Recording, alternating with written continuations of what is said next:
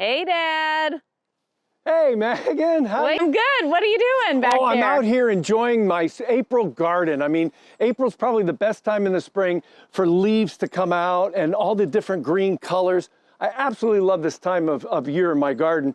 And I was just admiring my Japanese maple right here. Hey, would you like to go on a garden tour? I would love to. A little mini garden tour. Folks at home, you want to go on a little mini garden tour? Let me show you some of my featured plants that are just getting me all excited. Now, just so you know, folks at home, it's sprinkling out. We're going to do this whether it's raining or not, because you know what they say, April showers bring May flowers, so we need the rain. But anyway, Megan, Japanese maples. I love Japanese maples. And J.C. Ralston, the late J.C. Ralston, liked to have 2 Japanese maples in sight everywhere in the Arboretum. So I decided in my own garden I'd do the same thing, but I'd up it so that no matter where you stand in my garden, you can see at least 3 Japanese maples.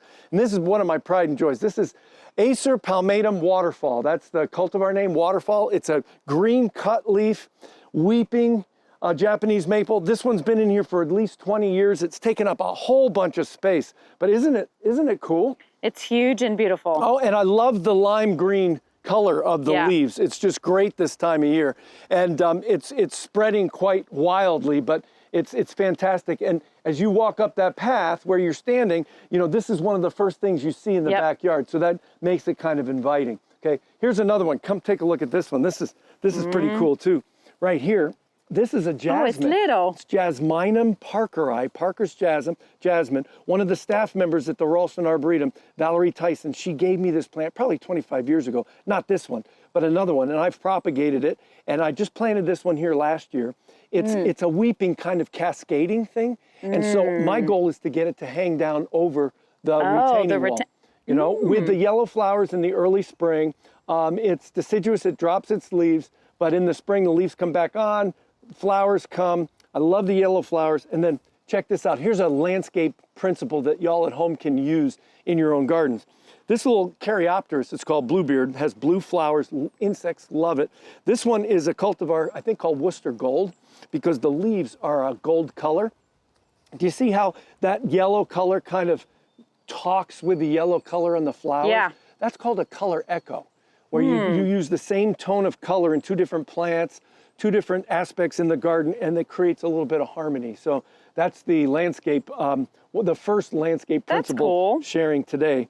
Anyway, there you go. I got other plants planted along here, but tell you what, if you back up a little bit, we'll go to the next Japanese maple. So here's the second design principle.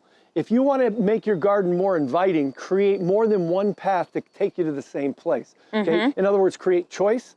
So I'm going to ask you, Megan, in a second to go down on the bottom path. The low path? Yep, and then I'm going to go, if you look here, I'm going to go around the top. I'll circle around the Japanese maple. I'll meet you over on the other side to show you some other plants. But that's another thing, guys, you can use in your own gardens to make the garden a little bit more attractive. Okay, here we go. And don't mind the planes, they fly by. We're going to just let them go. Okay, I'm coming around now. Where are you? There you are. Okay, so this guy right here, another Japanese maple, grafted, weeping maple, cut leaf, but this one's burgundy, and this one's called Red Select. It's been around for quite some time. The leaves are incredibly fine textured. It's beautiful, beautiful leaves. I think this one's been in probably about 15 to 20 years. Wow. It's as tall as I am and probably 12 feet across. It really creates a nice statement. You know, these small trees really are like the bones of the landscape. And so that's kind of cool there. I'll show you some more in a second. But you see that burgundy color? Remember we talk about color echoes? Yep. Megan, so here, these iris here are just getting ready to flower. Oh, yep. See that one right there? I do. It's purple. When it opens up, I'd call it burgundy. Burgundy. Yeah, I've been accused of maybe calling it purple, but it's burgundy, and it's the same tone as the Japanese maple. Yes, it is. So I got another color echo going on here. Very cool. Isn't that cool? Now, little story behind the iris. So a former student of mine came in my office one day, this is probably about 15 years ago, and she had this roll of newspaper filled with irises. And she said, "Hey, Bryce, do you like irises?" And I said, "Well, I do today. I didn't have an iris in my garden, but I'm not going to turn away a free plant, right?" So she gave me the irises, and I said to her, what color are the flowers? She goes, "Heck if I know." And so I planted them here. So who knew? The plant knew. They're burgundy, color echo here created a nice little harmony in the garden. Okay. Neat story. We're gonna Pivot. Deviate a little bit from Japanese maples. If you'll back up a little bit.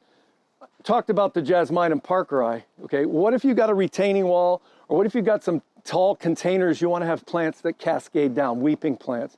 Here are a couple that are really cool. Look at this one here in the foreground. This is called Muhlenbeckia, all right?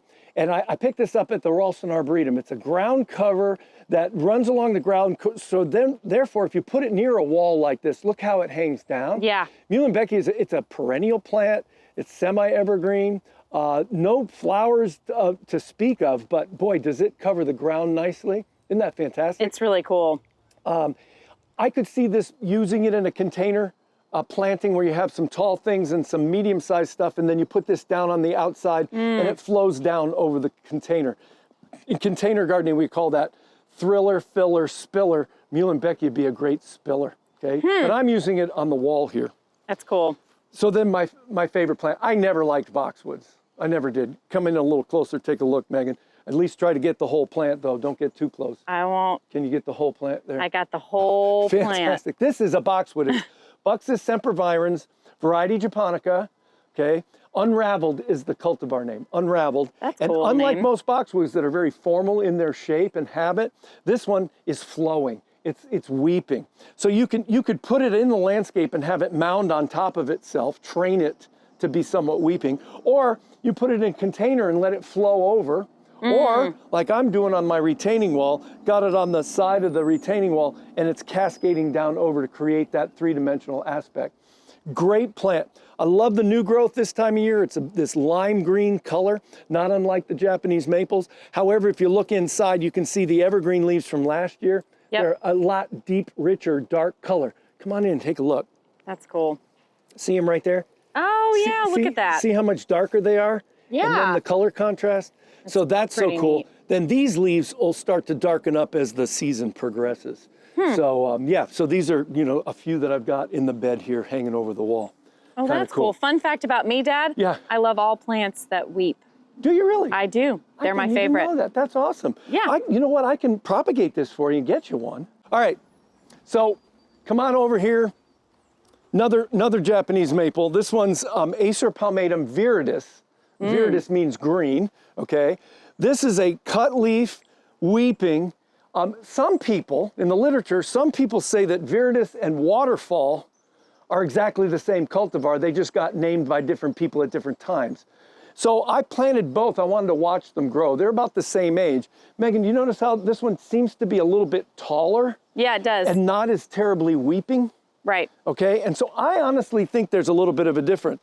Not only that, I think the leaves are a little bit smaller than the leaves on waterfall. Okay, so I'm convinced now that waterfall is indeed its own cultivar that's more mounded in weeping, and that viridis tends to be a weeper, but it tends to maybe grow a little bit taller. Does that make sense?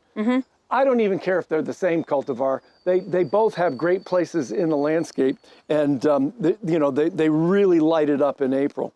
The other thing about great Japanese maples that I love is in the fall, they do the same thing. Their fall color in October, November is just stunning. And so between their spring hues of green and burgundy and in the fall where it's red, orange, and yellow, I'm a sucker for Japanese maples. And you know what, folks? They're easy to grow. They're really easy to grow. I'd almost say they're weeds because they're so easy to grow, but they're not weedy, if you will. All right? You want to see another one? Yep. All right. I see another one. Here's another one here. This one's called Rhode Island Red, Acer palmatum Rhode Island Red. I spoke at a garden club, I don't know, about 15, 20 years ago down east, and they gave me this plant as a gift. It's a dwarf bloodgood. Many of you may be familiar with the bloodgood maple. It's an upright burgundy leafed plant. Well, this is Rhode Island Red. It's more of a dwarf. And I don't know, Megan, if you can see from there, but there's some places where you see some significant dieback. Yeah, you can see it a little. You can see it. This plant must have gotten nipped by the winter a little bit. Sometimes they do. I mean, it's not life-threatening, but I've got to come in and I got to prune out that deadwood. One of the spring gardening tasks that we should all do in our own gardens with shrubs and trees is to pull out the deadwood. And Japanese maples are going to have a certain amount of deadwood every year. This one a little bit more than normal. And I've just been busy and haven't gotten to getting the pruners on this, but I'll probably get to that this weekend and use that. Okay, here's a great shrub. I love to talk about this shrub, Meghan, because it was invented by a former student and now a current colleague, Dr. Tom Rainey, who's a plant breeder, ornamental plant breeder at NC State University up in Mills River in the mountains. And Dr. Rainey created this plant. This is Cotinus cagigria, Winecraft Black. All right, and so it's a smoke bush. And smoke bushes, they grow 10, 12 feet tall. They have these smoky looking flowers. If I can find a photo, I'll put it in the video. And so Tom introduced this a few years ago, Winecraft Black. You can find it at your local garden centers. But if you look closely see how burgundy? Yeah. In fact, Meghan, come on up here and get closer to it. And we can take a little bit of a closer look. Nice and slow, yes, I know. So look how deep, rich burgundy color that is, Winecraft Black. Now, I'm growing this here not to have it get 10 to 12 feet with the flowers. I love the foliage so much, I'm practicing a technique called cuppicing. C-O-P-P-I-C-E, cuppice. And the Brits cuppice a lot of their shrubs because they have small spaces. And what does it mean to cuppice? It means that once a year or once every 2 years, I'm gonna cut this down to about 6 inches and let new sprouts come up. And what that does is it creates bigger leaves and deeper, richer color. And so I'm growing this for its foliage color, not so much for its flowers, because I just don't have a place to put it where it can get nice and big. I see. Okay, so that's that. Got it planted in front of the Rhode Island Red. Yep. Now, you might think that you could call this a color echo. Yeah. Yeah, what do you think? I mean, they're similar colors. They're in the same family. Yeah, they're similar tones, but this may be a little bit more reddy orange, and this one's a little more burgundy. Yeah. It's okay. It's my garden. I'm going to call it a color echo. It That's works, a good idea. right?